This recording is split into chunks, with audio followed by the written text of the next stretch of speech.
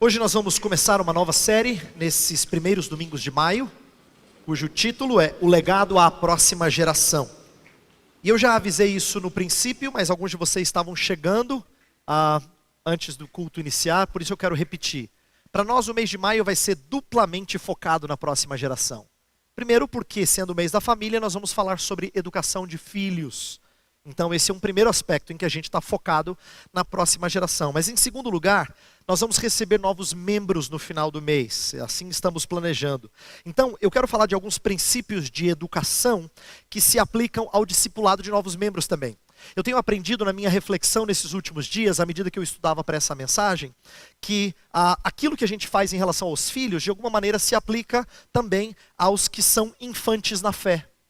A gente não faz nada de muito novo. Em outras palavras, discipular novos crentes não é assim uma coisa completamente diferente de discipular crianças. Ou vice-versa, se você já fez isso com outras pessoas, mas acha que é difícil fazer com crianças, então é bom que você relacione. Por quê? Porque existem alguns processos e algumas coisas que devem ser feitas e algum encorajamento que deve nos motivar a pensar que Deus não nos propõe coisas completamente diferentes uma da outra, mas que são semelhantes em princípios, em métodos e assim por diante. Então nós vamos falar da próxima geração, primariamente focado nas famílias, dos filhos, mas se você é alguém que não tem filhos, não pense que isso não se aplica a você. Seja porque já passou o tempo de você estar em contato com seus filhos, ou porque você nunca teve filhos, não importa. Os princípios que nós vamos falar valem para cuidado de qualquer outra pessoa, treinamento de qualquer outra pessoa na fé. E espero que isso seja importante, portanto, para todos que estão aqui. E eu vou pregar em Deuteronômio capítulo 6. Então eu gostaria que você abrisse a sua Bíblia, em Deuteronômio 6, e eu vou ler dos versos 1 a 9. Diz assim, Deuteronômio 6, versos 1 a 9. Esta é a lei, isto é, os decretos e as ordenanças que o Senhor, o seu Deus, ordenou que eu lhes ensinasse, para que vocês os cumpram na terra para a qual estão indo para dela tomar posse. Desse modo vocês, seus filhos e seus netos, temerão o Senhor, o seu Deus, e obedecerão a todos os seus decretos e mandamentos que eu lhes ordeno, todos os dias da sua vida, para que tenham vida longa. Ouça e obedeça, ó Israel. Assim tudo lhe irá bem, e você será muito numeroso numa terra onde manam leite e mel, como lhe prometeu o Senhor, o Deus dos seus antepassados. Ouça, ó Israel, o Senhor, o nosso Deus, é o único Senhor. Ame o Senhor, o seu Deus, de todo o seu coração, de toda a sua alma e de todas as suas forças. Que todas estas palavras que hoje lhe ordeno estejam em seu coração. Ensine-as com persistência a seus filhos. Converse sobre elas quando estiver sentado em casa, quando estiver andando pelo caminho, quando se deitar e quando se levantar. Amarre-as como um sinal nos braços e prenda-as na testa. Escreva-as nos batentes das portas de sua casa e em seus portões.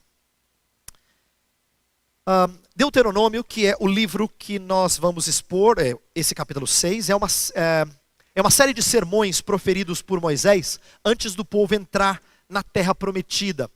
Moisés estava no final da vida dele, Deus disse para ele que ele não entraria na terra, mas o povo entraria. Então o que ele resolve fazer? Ele resolve repetir algumas coisas e resumir a história do cuidado de Deus desde a tirada do Egito, passando pelos 40 anos de caminhada no deserto até aquele presente momento. Então Deuteronômio tem a ver com as últimas palavras de um homem que vai passar o bastão, que vai perceber que a próxima geração vai ter que caminhar sem Moisés.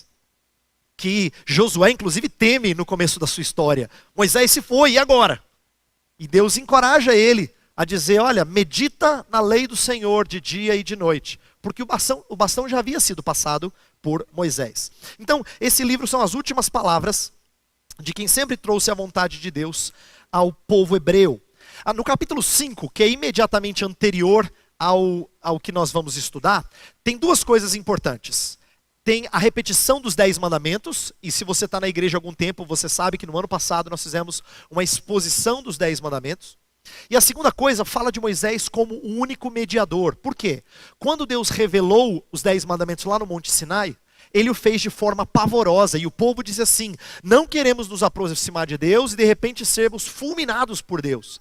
Então, Deus ouviu isso com, vamos dizer assim, com bons ouvidos, viu isso com bons olhos e disse: Moisés, o que eles falaram é correto, mas eu quero que você fique aqui. Você vai ser o intermediário que vai trazer a palavra de Deus a eles. Então tem duas coisas interessantes aqui. A lei de Deus foi comunicada, mas ela será feita por intermédio de um mediador, um articulador das leis ao povo. E o objetivo final é que eles tenham vida longa na terra de Canaã. Então olha que interessante. Isso aqui tem a ver com a nossa vida cristã. O fim de obediência é vida. O propósito da lei é vida.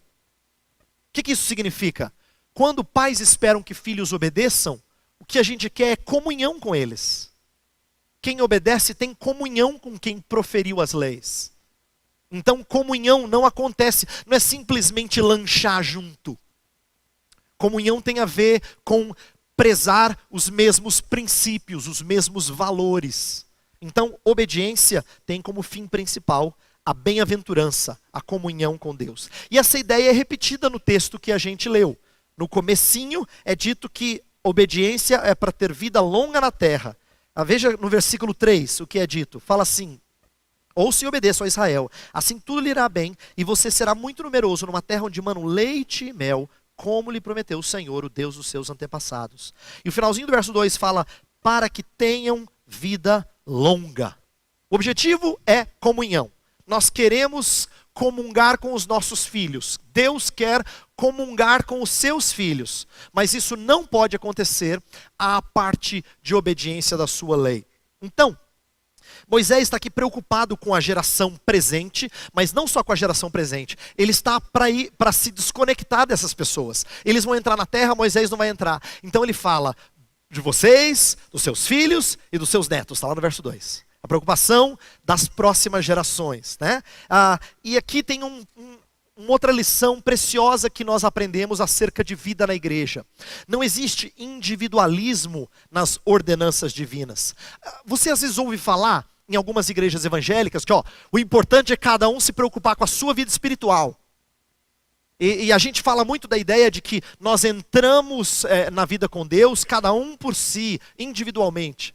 Sim, é verdade que salvação é individual, não é por pacote. Mas nós não podemos enfatizar em demasia a ideia de você se preocupa com a sua vida espiritual, porque isso é contra o princípio das Escrituras, de que a gente se preocupa com a nossa vida e com a dos outros. É engraçado, esse é o único momento em que preocupar com a vida dos outros não é ser enxerido. É ser família. É ser família. Por quê? Se preocupe com a sua vida, com dos seus filhos, dos seus netos. Moisés está falando assim. Ele está nos ensinando a ideia de que a preocupação com vida cristã é comunitária. Esse é o aspecto familiar da vida da igreja. Então, já que a gente tem essa preocupação familiar, então hoje eu quero falar de 3 coisas. Se você gosta de notar, atenção, são os 3 pontos, eu vou repeti-los depois. Mas eu vou falar de 3 coisas. Primeiro eu vou falar de um alvo. Depois eu vou falar de uma estrutura. E por último, um método. Alvo, estrutura, método, tá? Deus nos dá um alvo, Ele explicita qual é o alvo nosso, na nossa vida e para os nossos filhos. É interessante isso porque a gente não precisa inventar a roda. E se eu perguntasse para você assim, qual é o alvo, qual é o objetivo que você tem para os seus filhos? Você não devia fazer assim, não. Tá claro, Ele diz para você, você não precisa procurar. Um alvo, uma estrutura e um método. Vamos começar então com o alvo. O alvo, eu vou falar em 2 palavrinhas, algo que normalmente nós não juntamos. Temor e amor. O alvo é temer a Deus e amar a Deus. Temor e amor. Por que eu quero começar com essas 2 palavras juntas, temor e amor? Porque eles são sentimentos não excludentes. Anote isso. São sentimentos não excludentes. Por que eu estou dizendo isso? Porque quando a gente ouve a ideia de que alguém teme outra, raramente a gente pensa que isso significa ama alguém. Temor para nós comunica medo. E existe um aspecto de respeito e de medo dentro da ideia de temer o Senhor. Mas aqui no nosso texto, tanto temer a Deus, está no verso 2, fala assim, ó, desse modo você e seus filhos e seus netos temerão o Senhor. É colocado como um dos objetivos de todo esse ensino de Moisés. Mas não só isso, o amor também é o alvo final. Porque no versículo 5, que é tão famoso, ame o Senhor, o seu Deus, de todo o seu coração, de toda a sua alma, de todas as suas forças. Então, temer e amar estão colocados no mesmo pacote. Sabe por que eu acho isso curioso? Porque normalmente quando a gente ouve falar de um soberano que estabelece leis, nunca tem uma lei assim, ó, e tem que amar o soberano. Normalmente não se fala de amor quando um soberano está colocando leis. Tem que ter respeito. Mas Deus nunca fala de respeito sem amor. E essas duas coisas são importantes. Quando elas são devidamente entendidas e contrabalanceadas, a gente entende por que elas não podem ser excludentes, como uma não exclui a outra. O mesmo Deus que se apresenta de forma terrível no Monte Sinai, né, trovões, relâmpago, fumaça, alguma coisa assustadora, nenhum animal podia se aproximar do monte, nenhum membro do povo podia se aproximar do monte, e se encostasse no monte ele seria morto. Ficou muito claro que esse é um Deus temível. É o mesmo Deus que pede que nós nos aproximemos dele por intermédio de um mediador. Naquela época a figura do mediador era Moisés, mas hoje nós sabemos como é que nós nos aproximamos do nosso Deus. Ele quer que nós nos relacionemos com ele por intermédio de Jesus Cristo. Mas atenção, quando eu falo por intermédio de Jesus Cristo, não pense assim, ó, no Antigo Testamento, nossa, Deus era bravo, hein? Pastor, esse Deus era bravo. O senhor lembra da história lá do Sinai? Que Deus bravo. Agora ainda bem que tem Jesus, porque então você não entendeu.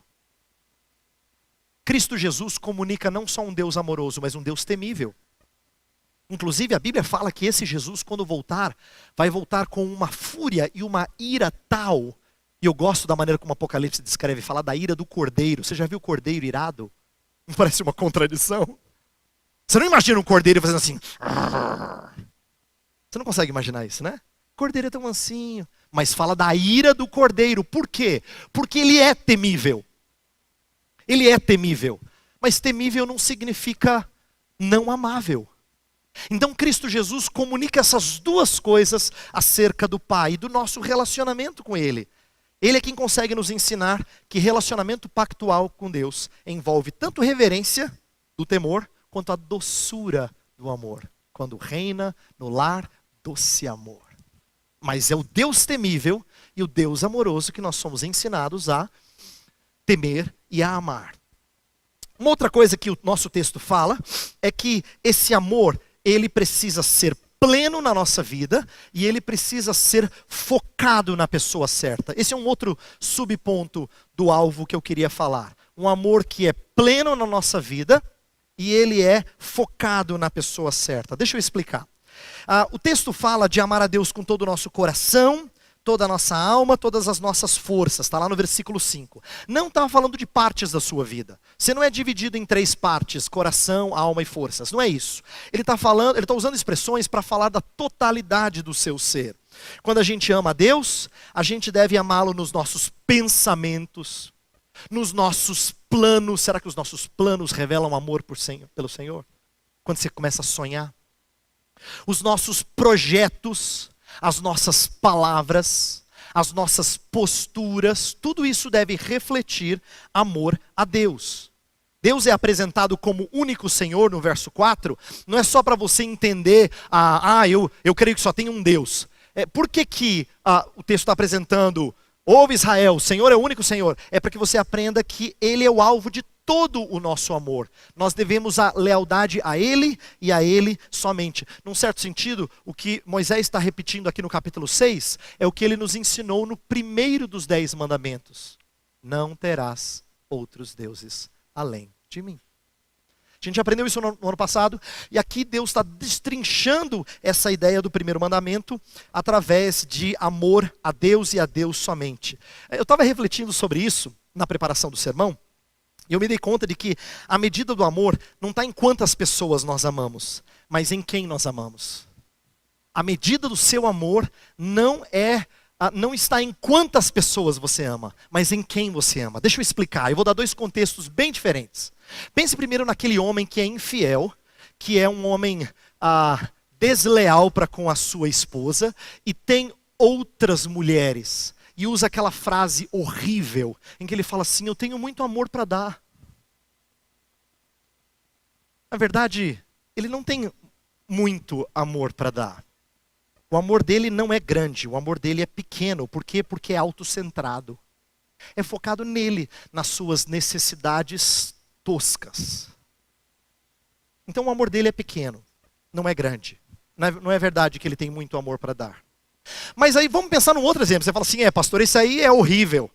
Mas e aquele homem que é leal à sua família, ele ama a sua esposa, ele ama os seus filhos, e ele não é infiel para com eles, mas ele não ama o Senhor. Qual é o problema do amor dele? Ainda que ele ame apaixonadamente a sua esposa e filhos, o problema é que ele só ama aquilo que lhe é visível e que lhe traz segurança. O seu amor também é autocentrado. É por isso que não se mede amor por quantas pessoas você ama, mas por quem você ama. Amor deve ser focado em Deus e em Deus somente. A medida do nosso amor está em quem nós amamos, ao Senhor ou a nós mesmos. E a importância desse alvo que nós estamos falando, ele recebe um alerta para a gente aprender a comunicar esse mesmo alvo à próxima geração. O alerta é destacado pela palavra que se repete no verso 3 ou no verso 4. Ouça. A palavra ouça é como se Deus estivesse assim, dizendo assim: preste atenção. Sabe quando você está viajando no sermão e o pastor fala assim, escuta o que eu vou falar agora, aí você volta? Ou quando o professor faz isso? Deus está falando exatamente isso. Ouça. É um alerta para que você e eu entendamos quão importante é o que ele vai dizer agora. Ame o Senhor com todo o seu coração. É um alerta. Ele está nos despertando. Nossa dificuldade de manter temor e amor por Deus deveria fazer-nos ouvir mais e falar menos. Eu falo isso porque, se você é pai, você sabe que às vezes é difícil fazer com que nossos filhos ouçam, né? Muitas vezes eles querem falar. E a gente aqui percebe, tem um gostinho de como nós somos com o nosso Deus. A gente acha que chegar no culto aqui é chegar e falar um monte para Deus, assim: Deus, o Senhor é muito especial para mim. Não, ouça mais. É por isso que a gente tem um momento como esse, em que a gente para, fecha a boca e ouve o Senhor. Ouça o Senhor. A ideia de que nós precisamos ouvir mais e falar menos. Mas uma coisa que eu aprendi essa semana, à medida que eu pensava na mensagem de hoje, é que para que a gente ensine nossos filhos a crescer no amor por Deus, nós precisamos ouvi-los mais. Para que eles aprendam a amar Deus, nós precisamos ouvi-los mais. E aqui vem uma palavra a nós pais que às vezes lutamos com essa ideia de que parar e dar atenção a eles. Eu não estou dizendo para ouvir aquele teatrinho que você às vezes tem que ter a paciência de ouvir, não é isso. É de ouvir os seus temores, as suas preocupações, o que eles pensam, o que eles prezam. Você tem dado ouvidos a isso? Você tem captado o que está no coraçãozinho deles? Você tem criado um ambiente em que eles se sentem dispostos a falar e a expressar o que se passa no interior? Dê espaço para as perguntas deles. Por quê? Porque ouvir é chave para comunicar. Ouvir é chave para comunicar. Por isso que quando Deus fala assim, ouça. Lembra, o nosso Deus é um Deus que nos ouve. E se Ele é um Deus que nos ouve, antes de para que comunique a sua palavra a nós, que dirá, nós pais falhos não devemos, né? Quanto mais nós não devemos ouvir nossos filhos. Se o nosso Deus, que podia só falar, tem prazer em nos ouvir, por que nós não teríamos prazer em ouvir a próxima geração? Isso vale também para quem aconselha. Inclusive, o bom conselheiro não é aquele que fala bonito, é aquele que primeiro ouve. O bom conselheiro de alguém novo na fé, que luta com suas angústias, ele ouve, antes de trazer a orientação do Senhor. Mas tendo falado do alvo, eu quero agora falar da estrutura. A estrutura está no verso 6, e eu chamei a estrutura de uma cosmovisão. O segundo ponto, portanto, é a estrutura. E a estrutura é uma cosmovisão. O verso 6 fala assim: que todas estas palavras que hoje lhe ordeno estejam em seu coração. O que isso significa? Estejam em seu coração. Aqui, a ideia de guardar no coração essas palavras é o início de uma educação. Você só consegue ensinar o que está no coração. Deus está pedindo mais do que simplesmente você agora adorar a Deus. Não é mudança de lealdade. É mudança de pensamento, de emoções, de vontades. Ela é completa, ela é plena. É uma mudança de cosmovisão. A gente tem falado em uma das salas de escola dominical sobre cosmovisão, e aqui se aplica um pouco do que a gente tem dito lá. Quando você diz amar o Senhor, isso precisa mudar a maneira de você enxergar o mundo, para que você passe a expressar em conformidade com uma cosmovisão bíblica. Mas presta atenção, você não consegue ensinar aos seus filhos o que você não internalizou. Por isso que a gente sempre ensina em conformidade com a nossa cosmovisão. Às vezes muito ruim, por sinal. Porque você só consegue passar adiante o que você internalizou, o que você absorveu. Você não ensina a outra geração o que não foi aprendido e apreendido. Isso é importante para que você compreenda que educar filhos tem a ver não só com recursos como livros ou vídeos, que às vezes podem ser úteis, ou cursos e aulas. Puxa, a gente precisava de um curso sobre educação de filhos, 12 aulas especiais. Essas coisas podem ajudar, mas eu quero que você entenda uma coisa: a gente só ensina não aquilo que a gente ouviu numa aula, aquilo que você já percebeu e aplicou à sua vida. É isso que você consegue ensinar. Então, se o que você percebeu das Escrituras e aplicou à sua vida é pouco, você vai ensinar pouco. Se é raso, o que você vai ensinar é raso. Se é pueril, o que você vai ensinar é pueril. Então é importante que a gente compreenda que nós ensinamos em proporção àquilo que nós aprendemos. E se nós não dermos uma cosmovisão bíblica aos nossos filhos, um autor que eu li, o Voddie Baucham, ele fala assim que eles só vão guardar nossas regras enquanto estiver sob a nossa vigilância. Em outras palavras, filhos só vão obedecer o que você diz enquanto ele estiver debaixo das suas asas. Na hora que ele sair, eles vão fazer o que eles bem entendem. Por quê? Porque a gente sempre age em conformidade com a nossa cosmovisão. Se você não conseguiu transmitir uma cosmovisão bíblica, eles só vão cumprir leis enquanto lhes é conveniente. Essa é a parte triste, quando a gente vê nossos filhos adultos saindo de casa e nem sempre andando em conformidade com o que a gente queria. Mas essa não é a história só dos nossos filhos, é a sua história. Porque em vários aspectos você não seguiu a boa orientação dos seus pais. Por quê? Você não comprou a ideia, não virou a sua cosmovisão. E se não virou a sua cosmovisão, você não anda em conformidade com isso. Por isso que o nosso grande objetivo aqui, a estrutura importante para ensinar, é nós transmitirmos uma cosmovisão. Entenda, pai que ensina a cosmovisão bíblica, ele precisa ter um coração transformado, tentando comunicar a um outro coração, o do seu filho, da sua filha. Agora, para ter uma cosmovisão transformada, isso requer constante meditação. E esse é um dos pontos que eu quero destacar nessa segunda divisão aqui da mensagem. Cosmovisão acontece mediante constante meditação. A palavra de Deus deve ser alvo de nossa constante meditação. Meditar na Bíblia é cooperar com Deus na obra de santificação. Eu li um autor chamado Lou Priolo, ele fala uma coisa interessante. Ele fala assim: não é que Deus seja incapaz de operar na sua vida sem a sua cooperação. O fato é que ele não prometeu operar sem a Bíblia. Presta atenção. Você vem aqui e fala assim: Senhor, me ajuda. Não é que Deus não possa te ajudar, mas Ele não prometeu te ajudar sem você conhecer as Escrituras. Por isso é importantíssimo, fundamental que você conheça as Escrituras. Quem pede súplica ao Senhor tem que ouvi-lo e tem que internalizar o que Ele fala na sua palavra. Se você não fizer isso, Deus não promete te ajudar. Eu não estou dizendo que Ele não pode. Ele diz que Ele não promete te ajudar. É isso que eu disse. Porque Ele quer ser ouvido. E quem não conhece as Escrituras não dá ouvidos a Deus. Por isso é fundamental que nós meditemos na palavra. Por quê? Quem ama a Deus tem que amar a Bíblia. Amar a Deus e conhecer a sua palavra são inseparáveis. Mas aí vem a parte triste que nos humilha. Quanto é que você conhece das Escrituras? Ou, pior até, não só o que você conhece de informação, de histórias, mas quanto das Escrituras faz parte da conversa cotidiana sua.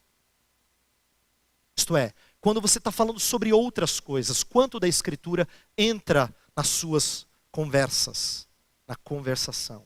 Isso reflete quanto nós temos meditado nela. Agora, se você se sente desanimado pela minha exortação, eu quero que você entenda que quando Moisés está entregando essa palavra, ele está partindo do pressuposto que todo cristão é habilitado a treinar a próxima geração. Isso aqui é um negócio curioso.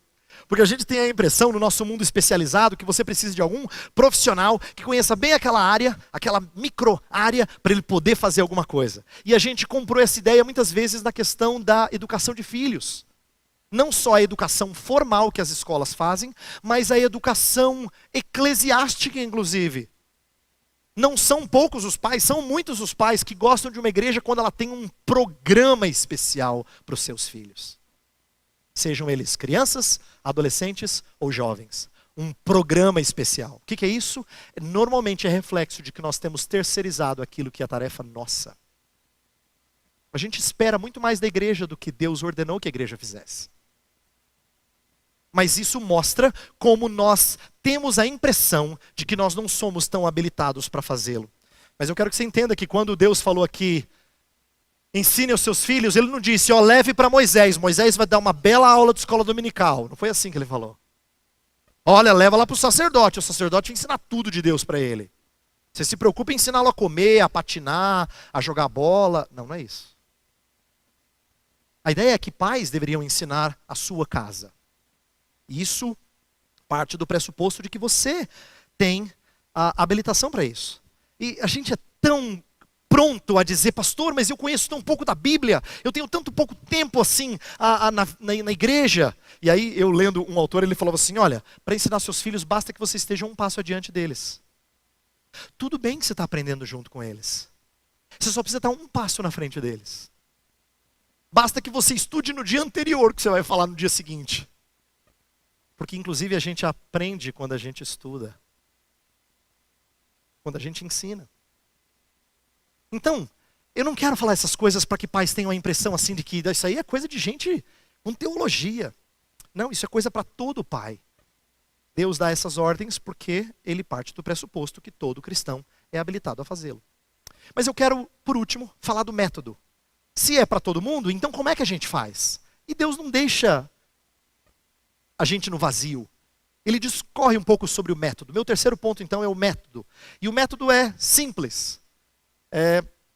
Comunicação constante e contextual. Quando eu falo simples, eu não estou dizendo simples de fazer, eu estou dizendo simples de entender. Comunicação constante e contextual. Deixa eu explicar isso. Primeira coisa, implica em comunicação desde cedo. Paulo, quando escreve para Timóteo, ele fala assim, fico feliz que desde a infância você tenha aprendido as sagradas letras. Desde pequeno, a mãe de Timóteo nutriu esse jovem com a palavra de Deus. E como é importante a gente ensinar a criança desde cedo. E isso nos poupa muitas lágrimas. Não poucos pais, às vezes, lamentam o caminho que os filhos estão tomando, porque eles não foram ensinados desde cedo. Ensinar desde cedo é como pegar uma mobília, um móvel, e lixá-lo bem. A tinta absorve melhor. Você consegue transmitir os ensinos da palavra de Deus quando a superfície está bem lixadinha. Ela absorve melhor cada coisa que é ensinada. Quando isso é feito desde cedo, nós temos grande chance de ensiná-los. Isso é treinamento. E eu quero que você entenda que treinamento, quer você esteja consciente ou não, acontece desde cedo. E tem que acontecer em relação ao treinamento bíblico. Quando você treina o seu filho, se ele vai dormir, vai cair no sono, no colo ou no berço, você está treinando. Você pode treinar mal. Você fala assim, eu queria que ele dormisse no berço. Pastor, mas eu não consigo. Se eu dorme no meu colo. É treinamento. Pode ser ruim, mas é treinamento. E ele, inclusive, se acostumou a dormir no seu colo, então ele vai só cair no sono no seu colo. Você treinou. Talvez não o que você queria, mas você treinou. E a gente acaba treinando em tudo. É igual a criança crescer um pouquinho mais e aprender que se ela fizer alguma coisa, ela ganha comida logo. Se ela não fizer, ela vai demorar. Então o que ela faz? Ela grita, ela faz alguma coisa para ganhar comida logo. Você está treinando. Pode ser que mal, mas está treinando. Então a ideia é que a gente aprenda que conhecimento bíblico e conhecer a palavra não seja uma coisa para uma determinada idade. Ela pode aprender coisas do Senhor desde muito, muito cedo. Inclusive, aquele texto que fala que Timóteo aprendeu desde a infância, a ideia é de tenra idade, muito novo. Ele tem aprendido sobre a palavra de Deus desde muito cedo. Nós deveríamos almejar por isso. Mas a questão não é só desde cedo, porque alguns de nós começaram mais tarde. E eu não quero que você se frustre se você começou mais tarde. Ou se você ainda está querendo começar. Porque o segundo ponto, ele ajuda a aliviar o peso de quem não começou desde cedo. É que a comunicação do amor pelo Senhor, de uma cosmovisão bíblica, ela precisa ser constante e consistente. E é isso que marca a vida de alguém que de fato mudou. Constante e consistente. O que eu quero dizer com isso? É que para você desenvolver um hábito, você não faz isso em uma aula, mas em constante ensinamento. Um artífice não ensina um aprendiz fazendo uma vez. Principalmente se aquela arte ela é complexa. Um artífice, ele vai ensinar a arte ao seu aprendiz, primeiro mostrando, sem que o aprendiz coloque as mãos. Depois ele pega as mãos do aprendiz e faz junto. Depois ele deixa o aprendiz fazer sozinho, mas ele vigia e corrige, até o momento em que ele fala, agora você dá conta de fazer sozinho. É parecido com a educação de filhos. Primeiro você vê, depois se encosta junto, depois se observa. Parece os vários estágios da vida da criança. É assim que a gente treina. Você não treina alguém a fazer uma arte dando só uma demonstração, um vídeo do YouTube. Não é assim. Uma arte se aprende com treinamento. Quanto mais crescer na graça e no conhecimento de Cristo Jesus. Por isso que a gente precisa treiná-los. E treinamento sempre é constante e consistente. É assim que você consegue fazê-los aprender. Uma coisa que eu aprendi essa semana estudando essa passagem é que o verso 7, que fala assim, ensine-as com persistência, ou a Almeida atualizada fala, tu as inculcarás. O verbo hebraico que é traduzido por ensinar com persistência, ou inculcar, significa fazer duas vezes, ou dizer duas vezes. Dizer uma coisa duas vezes, que combina com Deuteronômio, que é a repetição da lei. Então você vai falar e você vai falar de novo. Eu já falei, segunda vez, pela terceira vez. Vou falar de novo, quarta vez. A ideia é de repetição. E por que isso aqui combina com a ideia de treinamento, de educar nossos filhos? Um dos autores que eu estava lendo, na verdade, mais de algum autor percebeu que esse verbo era utilizado para afiar a espada. Por quê? Quando você vai afiar a espada, você pega a espada e você bate na pedra de amolar várias vezes, repetidamente, para que ela fique afiada. Como é que a gente consegue inculcar alguma coisa na criança? Quando isso é repetido. Ela se torna espada afiada à medida que ela é constantemente amolada junto à palavra de Deus. Essa é a ideia de comunicação. E uma das coisas que mais nós falhamos é que nossa comunicação, que é constante, mas nem sempre é consistente, é porque a gente estabelece padrões diferentes. Às vezes pode alguma coisa e tem vezes que não pode. Mas aí a criança fica assim, pode ou não pode, pai? Não, na frente dos outros não pode, mas em casa tudo bem. Padrões inconstantes geram confusão, claro que sim. Por isso que nosso ensino precisa ser constante e consistente. É assim que a gente ensina a próxima geração o caminho do Senhor. Mas uma coisa preciosa a mais que eu quero dizer nesse terceiro e último ponto, é que comunicação acontece em diversos contextos. Diversos contextos. A ideia é que criança não deve ser ensinada só as histórias. Alguns de vocês aqui gostam da escola dominical para crianças, porque a escola dominical ensina a história de Noé, de Abraão, de Adão e Eva. Isso é bom. Mas a gente não está aqui só para comunicar histórias. Histórias só fazem sentido quando elas trazem lições. Então, você ensina aquilo que você aprendeu, eu falei isso antes. E você precisa tornar a palavra de Deus aplicável. Você lembra quando Jesus deu a grande comissão? E eu falei que educação de filhos valia para discipulado também. Ele falou assim: ide por todo mundo e ensinando-os a guardar todas as coisas que eu vos tenho dito. Então, ide a todas as nações, ensinando-os a guardar, não é ensinando-os a conhecer, no sentido cognitivo, de só saber história. Tem muita gente que sabe um monte de história, mas não traz isso à realidade da sua vida. Então a ideia que nós temos que aprender aqui é que o ensino da palavra de Deus, ele é proveitoso quando ele é aplicável a cada área da vida. É aplicável, isto é, se torna real, se torna claro. E a aplicação demanda tempo, gente. E demanda reflexão, meditação.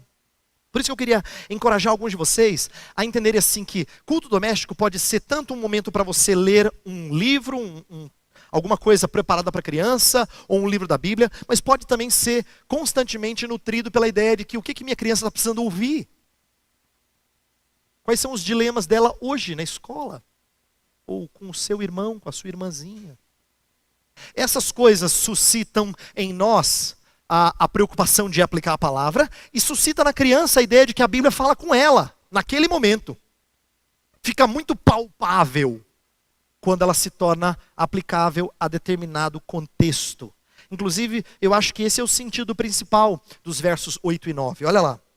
Verso 8 e 9 fala assim: amarre-as como um sinal nos braços e prendas na testa, escrevas nos batentes das portas de sua casa e em seus portões. Se o verso 7 falou de ensinar constantemente, sentado, ao levantar, ao deitar, caminhando, os versos 8 e 9 falam de ensinar em vários contextos.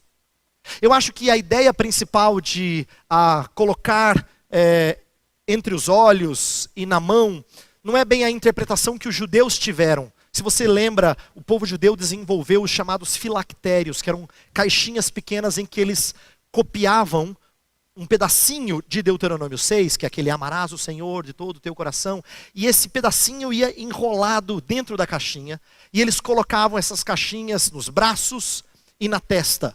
E Jesus criticou lá em Mateus 23 os judeus por alargarem os seus filactérios, porque isso era legalismo e exibicionismo. Imagina um filactério desse tamanho assim, para mostrar para todo mundo que você ama a Deus bastante.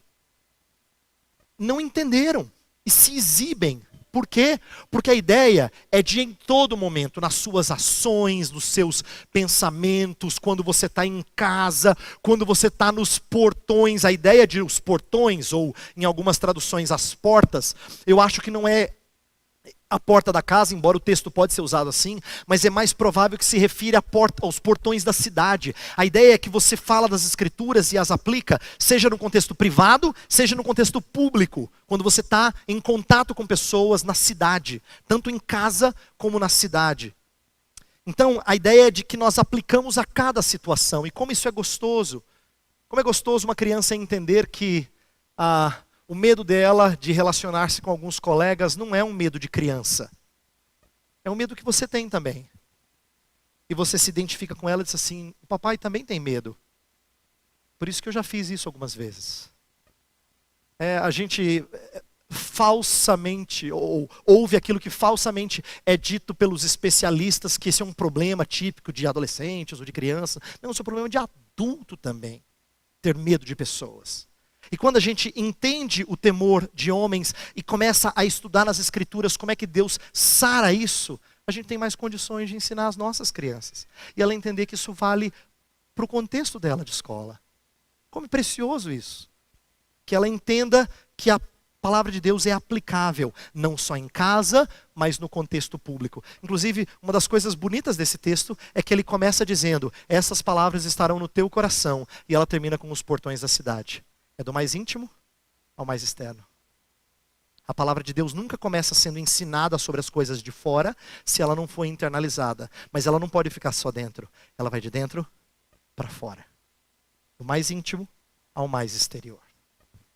Eu estou dizendo essas coisas todas e eu vou concluir, dizendo o seguinte: educar filhos ou treinar a pessoas que são novas na fé, neófitos, envolve muitas coisas, eu sei.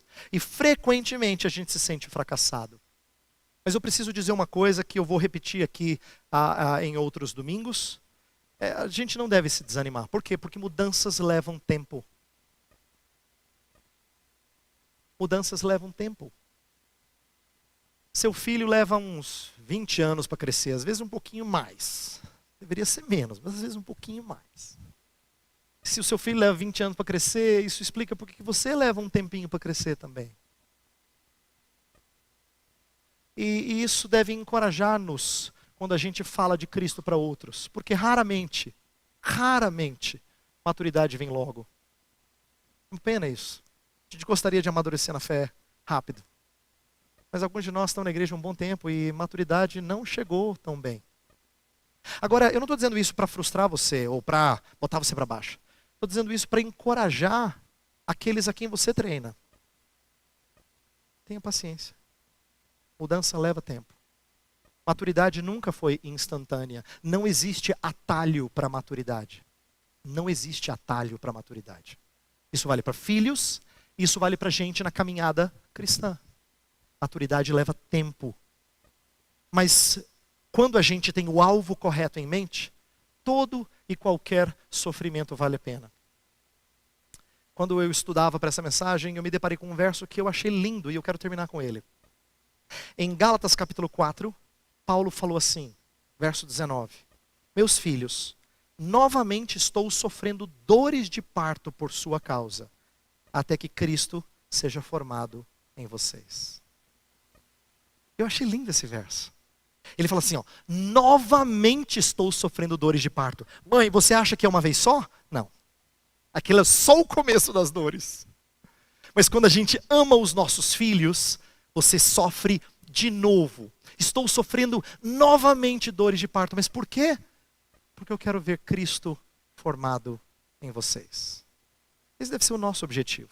E se a gente mantém o alvo bem à frente dos nossos olhos, a gente tolera, suporta as angústias, as dores de educar nossos filhos, de educar quem é imaturo na fé.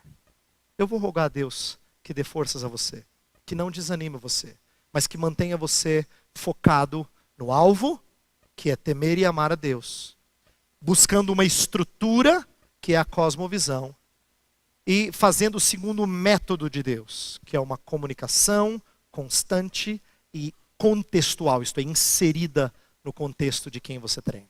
Vamos orar.